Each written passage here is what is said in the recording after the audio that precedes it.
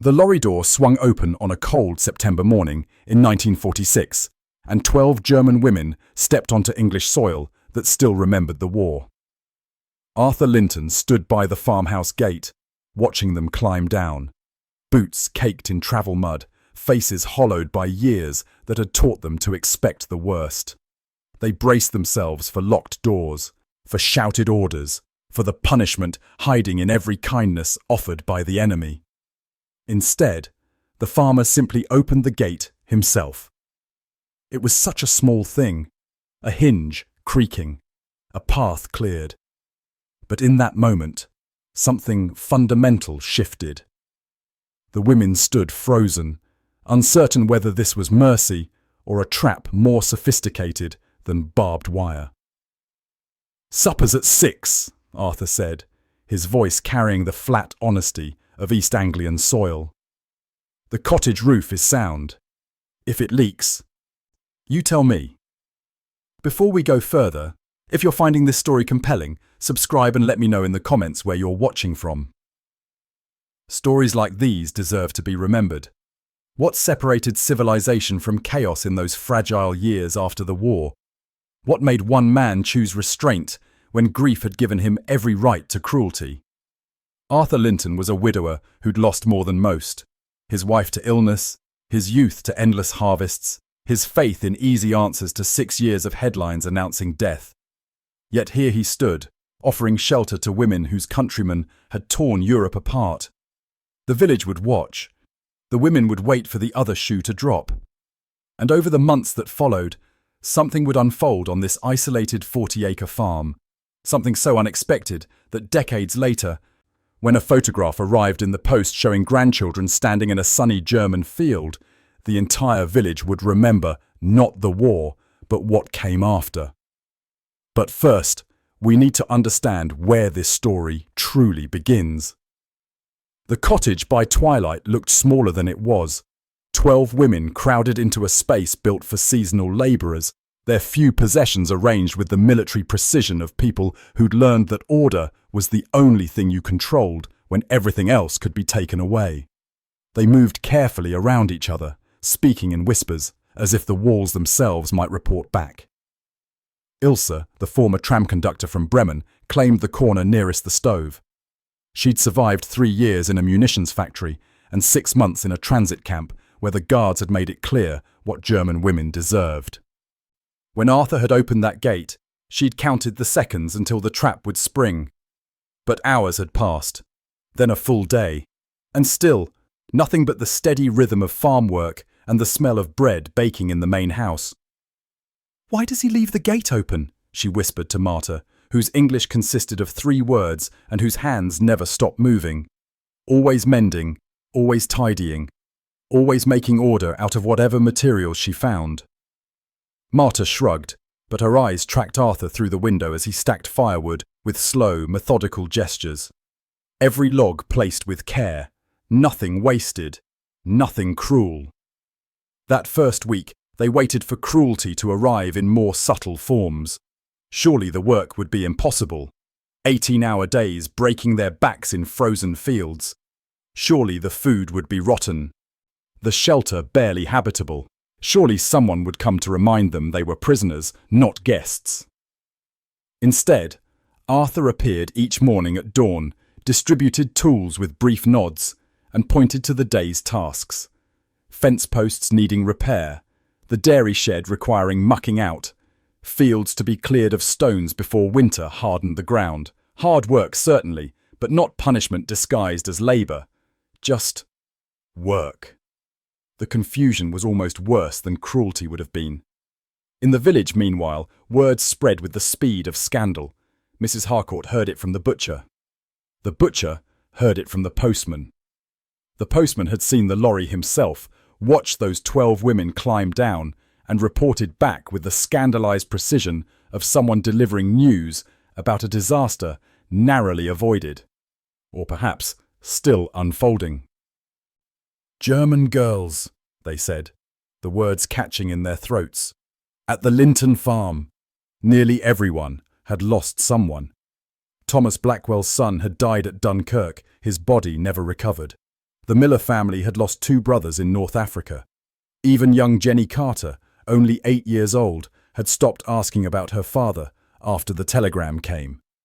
The village had survived the war technically, but survival and healing were different countries entirely. So when the women appeared in the village for the first time, escorted by a corporal to collect the weekly ration allotment, curtains twitched. The butcher's hand paused mid-cut. Someone's teacup rattled against its saucer. Little Jenny Carter hid behind her mother's skirt, peeking out with the kind of curiosity that hadn't yet learned to harden into hate. But nothing happened. No confrontation, no thrown stones, only the soft scrape of boots on cobblestone and the weight of eyes watching as the women collected flour, salt and tea, then returned to the farm carrying supplies and the unspoken knowledge that they were ghosts haunting a place that wanted to forget. Back at the farm, the women learned Arthur's language, not English exactly, but the vocabulary of routine. Tools returned to the same hooks. Gates closed, but never locked. Tea served at 4 o'clock in tin mugs that didn't match, but were always clean. Small gestures that suggested a world where people could be trusted to do the right thing without supervision. When Ilse sliced her hand on a rusted hinge while repairing the chicken coop, she expected punishment for damaging herself, for slowing the work. Instead, Arthur appeared with a tin medicine box, cleaned the wound with the same careful attention he gave his tools, and wrapped it firmly. "You'll manage tomorrow," he said. "Not today." 3 words. But Ilse repeated them that night in the cottage, testing their weight. "Not today." It sounded like mercy without weakness. It sounded like fairness. And fairness was something they'd stopped believing existed on this side of the war. Outside, the first snow began to fall, dusting the hedgerows white, and the cottage stove coughed out just enough warmth to soften the edges of the day. Winter settled over East Anglia like a held breath. The land went quiet under frost, and the work shifted from fields to barns, mending harnesses, sorting seed, the endless maintenance that kept a farm alive through dormant months. Inside the cottage, the women discovered small luxuries they hadn't dared hope for. A stack of English newspapers from before the war, their pages yellowed but intact. An old harmonica wedged behind a loose board. 3 wool blankets that appeared on their beds one morning without explanation or ceremony. They never asked where these things came from. Arthur never mentioned them. But the women understood. This was the language he spoke. Not grand gestures, but the steady accumulation of small considerations that suggested they were seen as people, not merely labour. Marta began tending the herb patch behind the farmhouse, coaxing life back into plants that had survived the war as poorly as anyone. She worked the soil with her bare hands, even when the cold bit deep, and Arthur watched from the barn door without interfering. One morning, he left a pair of gardening gloves on the fence post. They were worn but serviceable. Marta wore them every day after. The village's suspicion began to crack along unexpected fault lines. It started with Mrs. Harcourt, Arthur's nearest neighbour, an elderly widow whose husband had died in the First War and whose son had returned from the Second with a limp and nightmares. She appeared one evening with a loaf of bread still warm from the oven, thrust it toward Ilse without meeting her eyes, and left before anyone could speak. The bread sat on the cottage table for an hour before anyone dared cut into it, as if it might be some kind of test. But the next week, Mrs. Harcourt brought 2 loaves. Then, in early December, a winter storm tore through the valley with the kind of violence that made the old cottage windows rattle in their frames.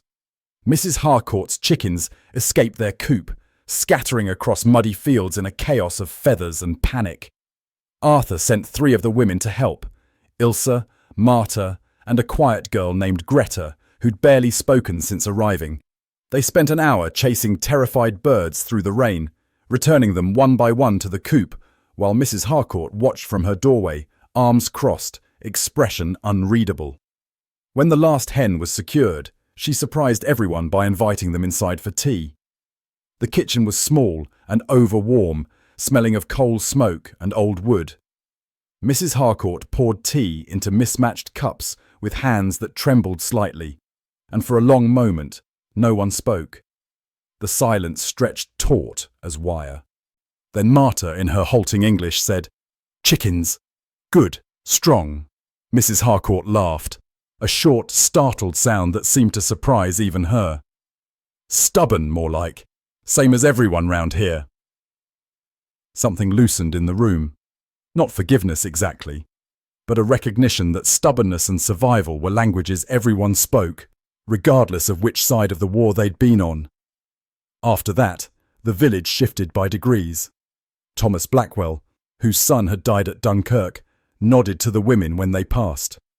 The butcher's portions grew slightly less stingy. The vicar invited them to the Christmas service, not out of charity, Arthur suspected, but because someone had pointed out that empty pews helped no one, and these women knew hymns, even if they sang them in German. On Christmas Eve, the women walked to the village church through snow that crunched under their boots. They sat in the back, uncertain of their welcome. But when the organ wheezed to life and the congregation stood to sing, something unexpected happened. The melody was the same on both sides of the channel. The words were different, but the tune, Silent Night, belonged to everyone. Ilse sang in German, her voice soft but steady. Mrs. Harcourt, standing 2 pews ahead, glanced back once. Their eyes met. Neither smiled, but neither looked away. When they walked back to the farm that night, the snow had stopped and the sky had cleared enough to show stars scattered across the darkness like seeds waiting for spring. By March, the land had begun its slow resurrection. Snowdrops pushed through half-frozen soil, and the light lasted longer each evening, stretching the workday, but also softening it. The women moved across the farm with a confidence that would have seemed impossible 6 months earlier. They knew which gates stuck, which tools needed gentle handling, where the tractor coughed before catching. They had become, without anyone quite naming it, essential. Arthur noticed this shift in small ways. Ilse no longer waited for permission to start the morning milking. She simply did it, her rhythm steady and efficient. Marta had expanded the herb garden and begun planning a vegetable plot for summer, sketching layouts in the margins of old newspapers. Greta, the quiet one, had developed an unexpected talent with machinery, and Arthur found himself leaving the tractor keys on the workbench where she could reach them without asking. Trust, he realized, wasn't something you gave all at once. It was something you built through 100 small permissions, each one a test that, when passed, made the next permission easier. The restrictions loosened like frost giving way to sun. The women walked to the village unescorted now. Arthur showed Ilse the farm ledger, teaching her the basic accounting, feed costs, milk yields, equipment repairs. She had a head for numbers, he discovered, and a precision that made his own record-keeping look careless by comparison.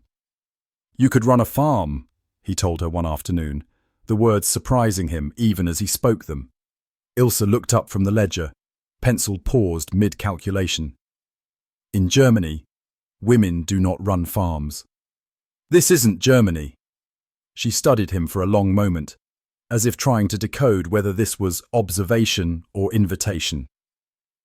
Then returned to her sums without answering, but Arthur saw something shift in her posture, a straightening, as if she were trying on the idea for size. Yet freedom revealed as much as it offered. The women began talking more openly in the evenings, their stories emerging in fragments. Marta had been a teacher before the war, her school bombed in 1943. Greta's family had owned a printing shop until the party decided what they printed was inconvenient. Ilse spoke carefully about the propaganda they'd been fed, how they'd been told British soldiers brutalised prisoners, how they'd expected savagery and found instead this: routine, fairness. Tea at 4 o'clock. "They lied about everything," she said one night, her voice low and bitter. "Every single thing." The realization seemed to break something open in her and in the others. They had been raised on stories of enemies who deserved destruction, taught that mercy was weakness and restraint was cowardice. But here was a man who'd lost his wife, worked land that barely sustained him, and chose deliberate gentleness, not because he was weak, but because he believed it mattered.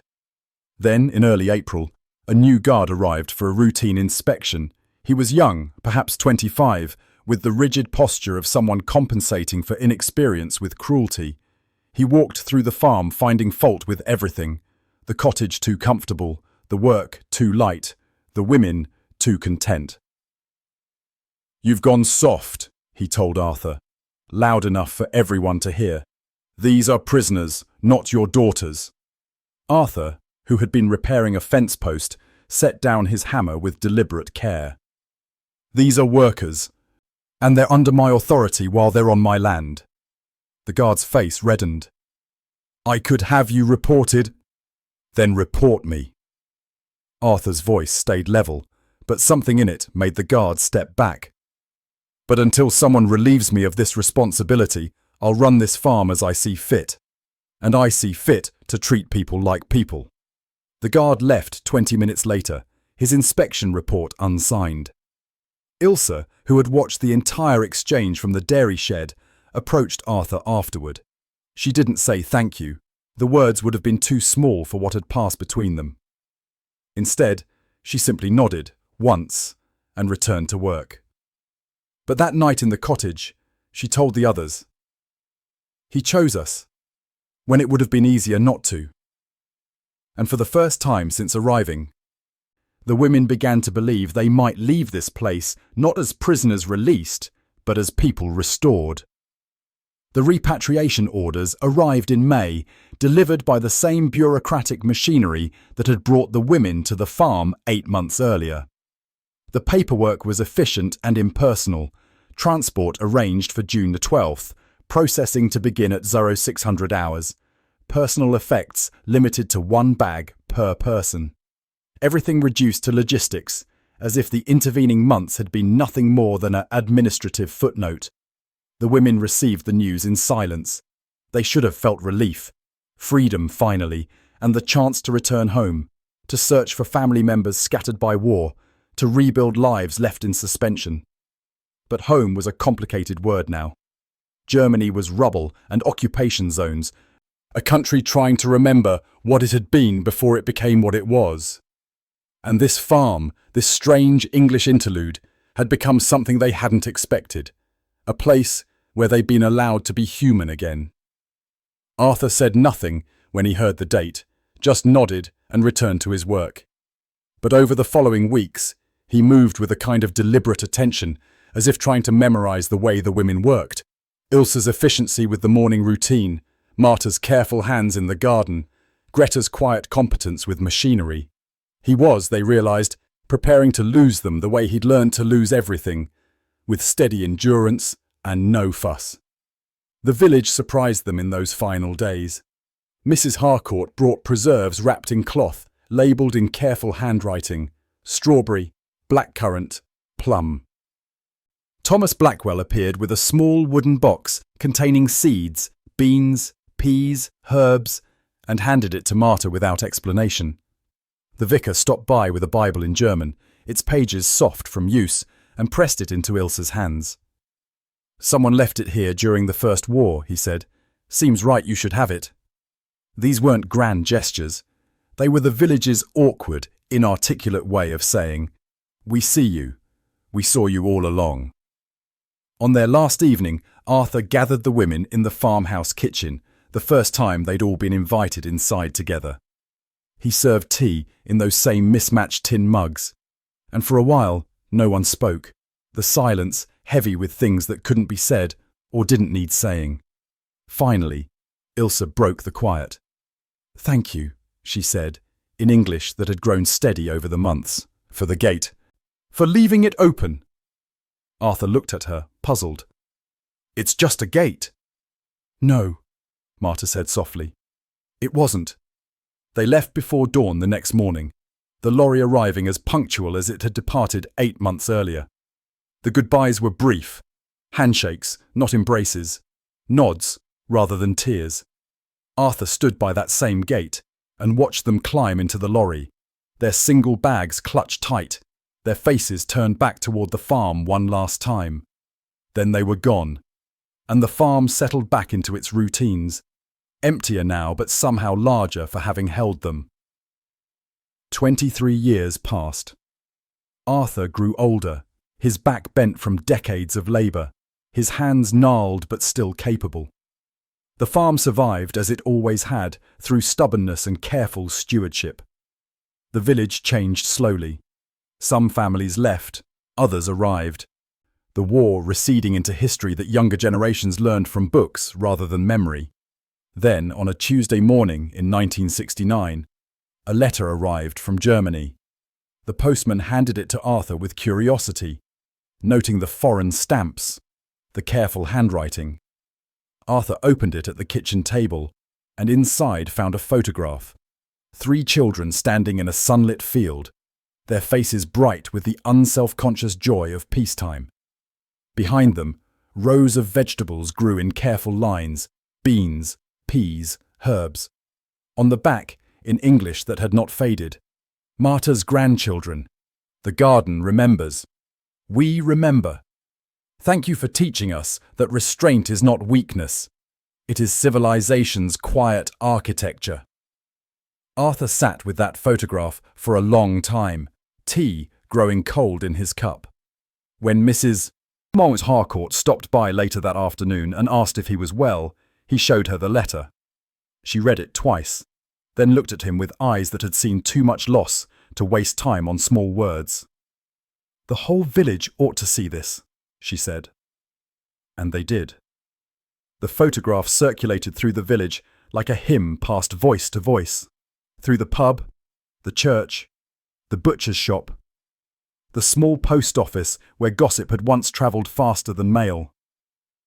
People who'd watched those 12 women with suspicion remembered, suddenly and sharply, what it had meant that Arthur Linton had simply opened a gate and served tea at 4 o'clock. The village didn't call it heroism. That word was too large, too bright.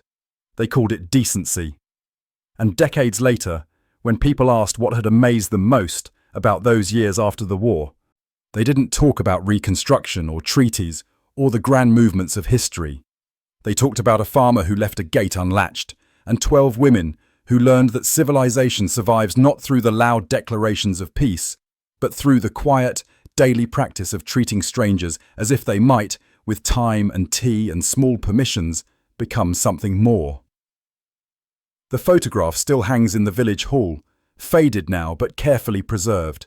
3 children in a German field, growing vegetables planted from English seeds, their faces turned toward a sun that shines on soil that remembers everything.